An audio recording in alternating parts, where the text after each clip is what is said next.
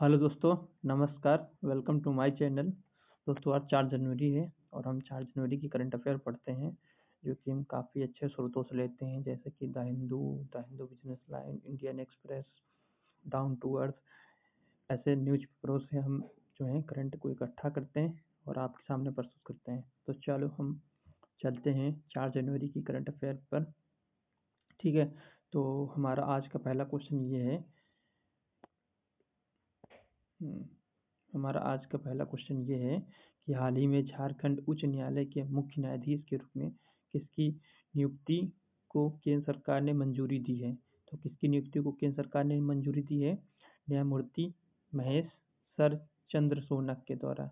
ठीक, न्यायमूर्ति महेश चंद्र सोनक के द्वारा। तो इनको नियुक्ति करने का मतलब सरकार ने मंजूरी दी है।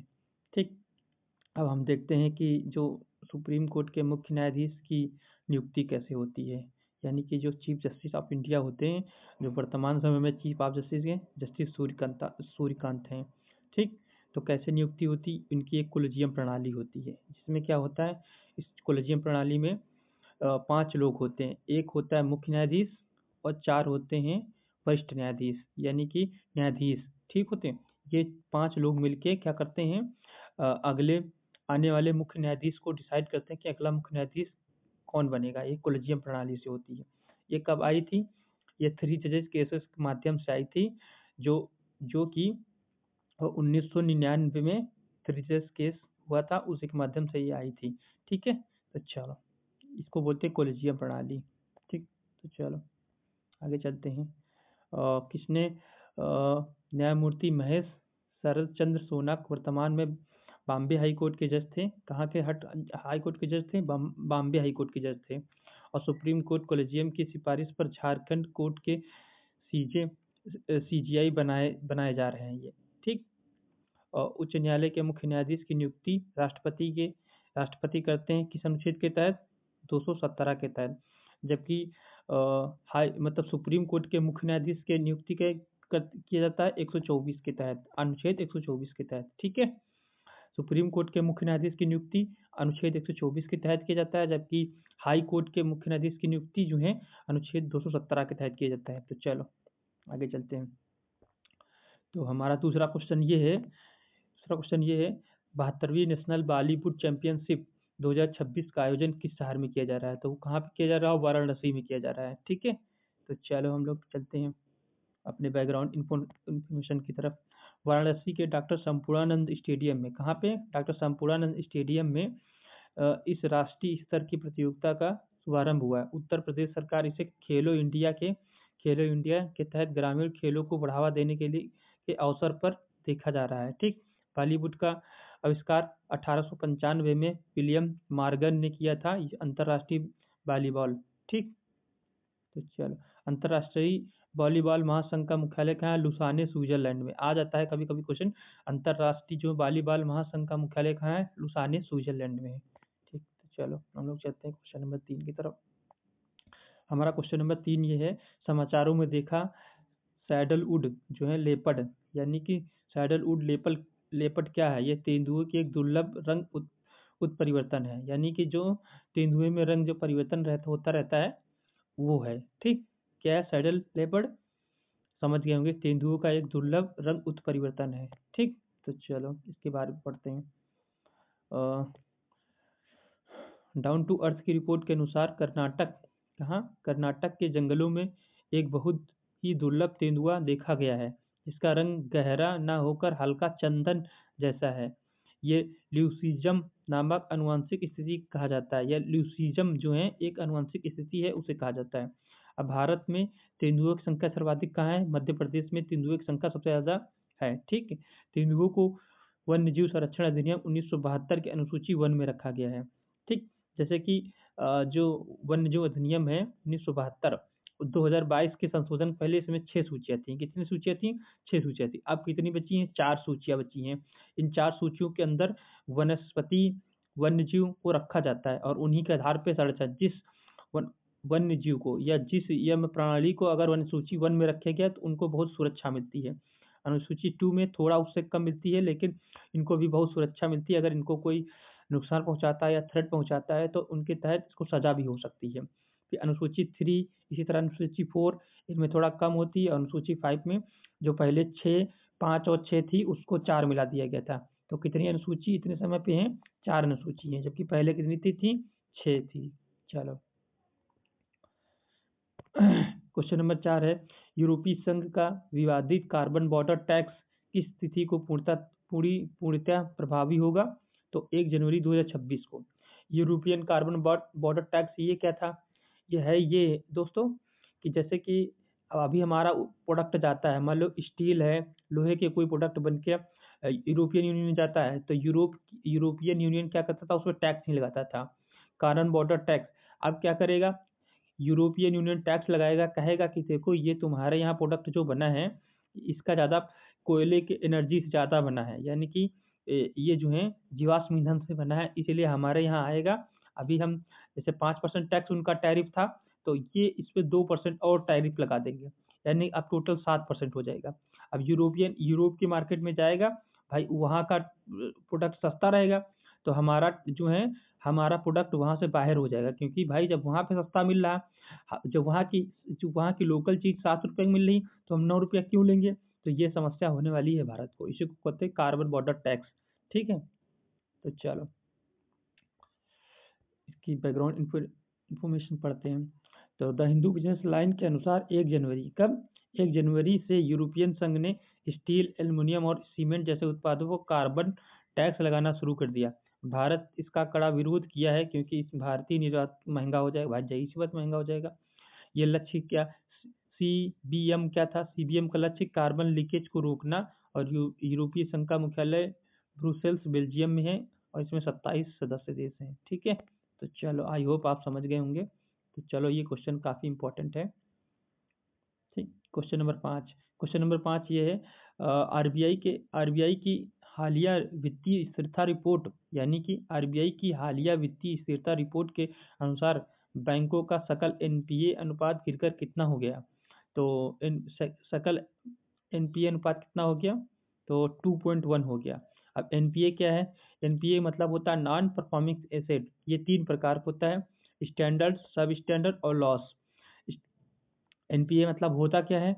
एनपी ऐसा ऐसा कोई धन या मूलधन जो 90 दिनों के अंदर नहीं चुकाया जाता है, उसी सरकार को क्या बोल देती है? तो एनपीए बोल देती है। ठीक है, ऐसा कोई धन या फिर मूलधन जो 90 दिनों के अंदर नहीं चुकाया जाता है उसी को सरकार क्या कहती है? एनपीए, यानी कि नॉन परफॉर्मेंस एसेट।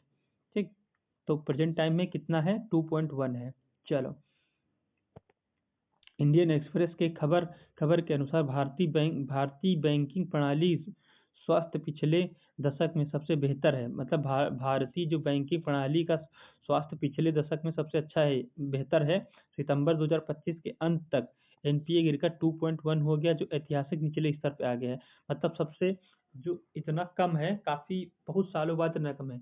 एनपीए का अर्थ होता है नॉन परफॉर्मेंस एसेट।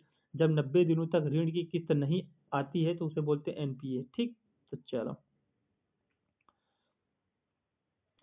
कब से? आरबीआई की स्थापना 1 अप्रैल 1935 को यंग हिल्टन कमीशन की सिफारिश पे की गई थी। ठीक है, तो चलो यंग हिल्टन सिफारिश कब की गई थी? 1926 में की गई थी। ठीक, तो चलो याद रखोगे आप, हमको लग रहा है। तो क्वेश्चन नंबर 6 क्या है? किस राज्य सरकार ने हाल ही में राइट टू डिस्कनेक्ट नीति पर विचार शुरू किया है? ये राइट टू डिस्कनेक्ट नीति क्या है? यानी कि अगर आप किसी कंपनी में काम कर रहे हैं और जैसे आपकी छुट्टी होती है और अगर कंपनी का मालिक आपके पास फ़ोन करता है या कुछ भी करता है तो आपको आपको अधिकार है कि उसका फ़ोन ना उठाएं या उसका फ़ोन ना करें, आपकी मर्जी है। वो कोई काम को लेकर, यानी कि जब आपको छुट्टी होगी तब वो ऑफिस की बात आपसे नहीं कर सकता है। समझो, यही है राइट टू डिस्कनेक्ट नीति। विचार शुरू किया है, किसने शुरू किया है? केरल सरकार ने शुरू किया है। एक मिनट, ठीक, केरल ने शुरू किया ना? हाँ, केरल ने शुरू किया है। ठीक, यानी कहने का मतलब है केरल सरकार ने आईटी और कॉरपोरेट कर्मचारियों के लिए वर्क लाइफ बैलेंस सुधारने हेतु कानून बनाने की प्रक्रिया शुरू की है, ताकि कर्मचारी ऑफिस समय के बाद कॉल या ईमेल इग्नोर कर सके। ठीक, मतलब अब जैसे कि अभी क्या होता है, यहाँ ऑफिस में काम किए, उसके बाद फिर घर पे गए, वहाँ पे भी बॉस कहा भैया ये कॉल कंप्लीट काम करके आना है, ये सब फ़ोन करके ये नहीं करके गए, वो नहीं करके। अब ऐसा कुछ नहीं होगा। उसकी मर्ज़ी होगी फ़ोन उठाएगा, उसकी मर्ज़ी होगी फ़ोन नहीं उठाएगा। इसी को क्या बोलते हैं? इसको इसको कौन-सा बोलते हैं? राइट टू डिस्कनेक्ट नीति। ठीक है? किसने जारी किया है? केरल गवर्नमेंट जारी किया है। ठीक? तो चलो। क्वेश्चन नंबर 7 है, भारत की पहली डिजिटल जनगणना का आधिकारिक शुभारंभ किस वर्ष होगा? 2026 में होगा। ये 2 चरणों में की जाएगी। ठीक है? तो गृह मंत्रालय के अनुसार 2026 में होने वाली जनगणना पूरी तरह से डिजिटल होगी। ठीक? जहां मोबाइल ऐप के जरिए डेटा एकत्र किया जाएगा। पहली बार कुछ सामाजिक आर्थिक पहलुओं को भी जोड़ने की योजना बना रहा है। ठीक? तो है क्या? तो हमारे यहाँ सबसे पहले जनगणना कब हुई थी? भारत की पहली जनगणना 1872 में लॉर्ड मेयो के समय हुई थी, लेकिन व्यवस्थित यानी कि हर 10 साल के बाद जनगणना जो है 1881 में लॉर्ड रिपन के शासनकाल में। लॉर्ड रिपन को स्थानीय सुशासन का जनक भी माना जाता है। चलो, क्वेश्चन नंबर 8 क्या है? हाल ही में 3 जनवरी को जयंती मनाई गई रानी वेल्लू नचियार किस क्षेत्र की शासिका थी? तो किसकी थी? शिवगंगा क्षेत्र की मतलब शासिका थी। अब ये क्या है? पीआईबी के अनुसार केंद्र सरकार ने वीर मंगई रानी वेल्लू नचियार कौन? वीर मंगई रानी वेल्लू नचियार को श्रद्धांजलि दी। वो पहली भारतीय रानी थी जिन्होंने ईस्ट इंडिया कंपनी के खिलाफ युद्ध लड़ा था। ठीक? युद्ध लड़ा और जीत हासिल की थी। अब इनके बारे में पढ़ लेते हैं। वेलु नचियार ने मैसूर के हैदर अली के साथ गठबंधन किया था। किसको? मैसूर के हैदराबाद के साथ। उन्होंने भारत में पहली महिला आत्मघाती हमलावर की मदद से अंग्रेजों के गोला बारूद को नष्ट किया था। ठीक है? तो चलो, क्वेश्चन नंबर 9 है। क्वेश्चन नंबर 9 है, भारत की नई प्रलय मिसाइल के संदर्भ में अभी जो है टेस्ट हुई थी। ये क्या है? ये सतह से सतह यानी कि सतह से सतह मार करने वाली बैलिस्टिक मिसाइल है। एक्चुअली रीजन क्या होता है? जैसे कि हमारा ये है, ये मिसाइल है और ये टारगेट है। तो ये मिसाइल क्या करती थी? ये मिसाइल क्या करती है? यहाँ जाती है और वायुमंडल के बाहर जाती है और फिर ये टारगेट कर देती है। यानी कि मारती है सतह ही पे, वायु में कोई अटैक नहीं करती है। ये सतह से सतह में ही मार करती है। इसको बैलिस्टिक मिसाइल बोलते हैं। एक होते हैं क्रूज मिसाइल। ठीक? एक क्या होती है? Cruise missile. वो क्या करती है? जैसे ये टारगेट है, ये मतलब ये टारगेट है और ये मिसाइल है। तो ये थोड़ी ऊपर उठती है और सीधा स्लैट होके मार देती है। इसकी काफी अच्छी गति होती है, मैक 2 मैक 3 यानी कि ध्वनि से 3 गुना या 4 गुना। एक होता है हाइपरसोनिक। इसकी गति जो होती है मैक मैक 10 तक होती है, मैक 10 से भी अधिक होती है। ठीक? वो बहुत स्पीड में जाती है। और इनके एक खासियत है, इन्हें जो है रास्ते में भी बदला जा सकता है। तो इसकी जो प्रलय मिसाइल है, मिसाइल जो चर्चा में मतलब बनी हुई है, इसको ये भी जो है रास्ते में बदला जा सकता है। ठीक है? तो जो हाइपरसोनिक है उसकी मैक 10 से भी ज्यादा गति होती है, यानी कि ध्वनि से 4 गुनी गति ज्यादा। ठीक? जबकि जो क्रूज मिसाइल हैं, सुपरसोनिक मिसाइलें हैं, उनकी गति 3 से 4 मैक होती है। चलो चलते हैं। यह एक सतह पर मार करने वाली बैलिस्टिक मिसाइल है। रक्षा मंत्रालय ने 4 जनवरी को प्रलय मिसाइल को सालवे का परीक्षण किया है। ठीक है? तो चलो, इसे एलएसी पर तैनात करने के लिए शामिल किया गया। एलएसी एक होता है एलओसी, एक होता है एलएसी। जो एलएसी है वो चाइना की तरफ वाला क्षेत्र है, जो एलओसी वो है पाकिस्तान की तरफ वाला क्षेत्र। इसकी रेंज कितनी है? एक 150 से 500 किलोमीटर। या क्वासी बैलिस्टिक मिसाइल है, यानी कि अर्ध बैलिस्टिक मिसाइल है, अर्ध सेमी बैलिस्टिक मिसाइल है, जो हवा में अपना रास्ता बदलने में सक्षम है। इसमें इंटरसेप्टर मिसाइलों को चकमा दिया जा सकता है। मतलब कि मान लो कि इंटरसेप्टर मिसाइलों को चकमा, जैसे कि हमारी मिसाइल गई, अब उधर से उसकी कोई एयर डिफेंस लगा है। अब फिर जैसे उसको भारत को पता चला ये हमारी तरफ कोई मिसाइल आ रही, भारत ने अपना मार्ग बदल दिया, इसको वो चकमा देना कहा जाता है। ठीक है? तो चलो, ये बहुत इंपॉर्टेंट क्वेश्चन है। ठीक? हर एग्जाम के लिए। अमेजियन स्टेंगलेस बीज यानी कि एक मधुमक्खी है को कानूनी दर्जा देने के लिए कौन सा देश चर्चा में रहा है? तो वो कौन सा? इक्वाडोर। इक्वाडोर जो है अमेजियन स्टेंगलेस जो बीज मधुमक्खी है उसको क्या कानूनी दर्जा दिया जाएगा। ठीक है? मधुमक्खी को इक्वाडोर ने कानूनी दर्जा दे दिया। ठीक? डाउन टू अर्थ की रिपोर्ट के अनुसार डाउन टू अर्थ की रिपोर्ट के अनुसार जैव विविधता संरक्षण के लिए इक्वाडोर का अदालत ने मधुमक्खियों को प्राकृतिक अधिकार के तहत कानूनी व्यक्तिगत दर्जा दे दिया है। ठीक? चलो, इक्वाडोर दुनिया का पहला देश है जिसने 2008 में अपने संविधान में प्रकृति के अधिकारों को मान्यता देना है। तो अगर आप लोग देख रहे हैं जब कभी देखना तो बता देना इक्वाडोर किस अफ्रीका महाद्वीप में और किस कंट्री से छूता है। ठीक, मतलब किस महाद्वीप में है, सॉरी, किस महाद्वीप में है और किस कंट्री से छूता है। ठीक, चलो क्वेश्चन नंबर 11 तंबाकू उत्पादों पर नया विशिष्ट उत्पाद शुल्क कब से लागू होगा? तो 1 जनवरी 2026 से लागू होगा। होगा क्या? ये था क्या कि अभी तक जो है हमें कार्बन जो ये था तंबाकू उत्पाद इस पे हम जीएसटी लगाते थे, लेकिन अब क्या है, इस पे जीएसटी जो है खत्म हो रहा है, तो सरकार ने इस पे अलग से एक टैक्स लगा दिया है। तो वित्त मंत्रालय के अनुसार जो है वित्त 2000 बजट 2026 के प्रावधानों के तंबाकू पर जीएसटी क्या तंबाकू पर जीएसटी मुआवजा उपकर को हटाकर अब एक निश्चित उत्पाद शुल्क लगाया जा रहा है। जो तंबाकू पर सेस लगता था उसको हटाकर क्या उत्पादन शुल्क लगाया जा रहा है, और सेस और एक अधिभार होता है। ठीक, भारत के तंबाकू का सबसे बड़ा उत्पादक आंध्र प्रदेश और गुजरात है। भारत कौन कौन सा है? तंबाकू का सबसे बड़ा आंध्र प्रदेश सबसे ज्यादा है, फिर गुजरात है। सबसे पहले नंबर पर आंध्र प्रदेश, फिर दूसरे नंबर पर है गुजरात। भारतीय तंबाकू बोर्ड का मुख्यालय क्या गुंटूर आंध्र प्रदेश में है। इसी तरह इसी तरह हर मतलब कुछ भी पूछ ले, इसी तरह भी हल्दी बोर्ड जो है बनाया गया है, जो तेलंगाना के निजामाबाद में है, बहुत चर्चे में रहता है। ठीक, हल्दी बोर्ड का मुख्यालय कहाँ है? तेलंगाना के निजामाबाद में। ठीक, तो चलो क्वेश्चन नंबर 12 है कनाडा ने हाल में किन छात्रों को प्रांतीय सत्यापन पत्र की अनिवार्यता की छूट दी है? तो किसको छूट दी है? मास्टर्ड और पीएचडी छात्रों पर। ठीक, चलो क्या है इसके बैकग्राउंड डेटा पढ़ते हैं। इंडियन एक्सप्रेस के अनुसार कनाडा ने विदेशी छात्रों की संख्या पर कैंप लगाया, लेकिन शोध और उच्च डिग्री वाले छात्रों को इस जटिल जटिल प्रक्रिया से बाहर रखा है। ठीक, तो चलो कनाडा की राजधानी कहाँ है? ओटावा है। यह क्षेत्रफल के हिसाब से रूस के बाद दुनिया का दूसरा सबसे बड़ा देश है। ठीक, चलो अब क्वेश्चन नंबर 13 बहुत इंपॉर्टेंट है। सावित्रीबाई फुले जिनकी 3 जनवरी को मनाई गई क्या जयंती मनाई गई, तीन जिनकी जयंती 3 जनवरी को मनाई गई, किस स्थान पर लड़कियों का पहला स्कूल खोला था? ये इन्होंने किस स्थान पर पहला पुणे के भिडवाड़ा में खोला था। ठीक, चलो पढ़ते हैं। प्रधानमंत्री क्या प्रधानमंत्री गृह मंत्री ने सावित्रीबाई फुले की जयंती पर महिला शिक्षा के क्षेत्र में उनके योगदान को याद किया। उनके सावित्रीबाई फुले के योगदान को याद किया। उन्होंने भारत की पहली महिला शिक्षिका मानी जाती हैं। उन्हें भारत की पहली महिला शिक्षिका मानी जाती है। उन्होंने 1848 में पुणे के भिंडवाड़ा में स्कूल शुरू किया था। उन्होंने अपने पति ज्योतिबा राव फूले के साथ मिलकर सत्यशोधक समाज की स्थापना की थी। तो अगर क्वेश्चन आ जाए सत्यशोधक समाज की किसने स्थापना की थी? सावित्रीबाई फूले अपने पति ज्योतिबा राव फूले के साथ। ठीक है, चलो क्वेश्चन नंबर 14 ये पीआईबी फैक्ट चेक ने हाल ही में किस नोट को बंद करने की सोशल मीडिया अफवाह को खंडन किया था? 500 को लोग कह रहे थे बंद हो जाएगा। ठीक, चलो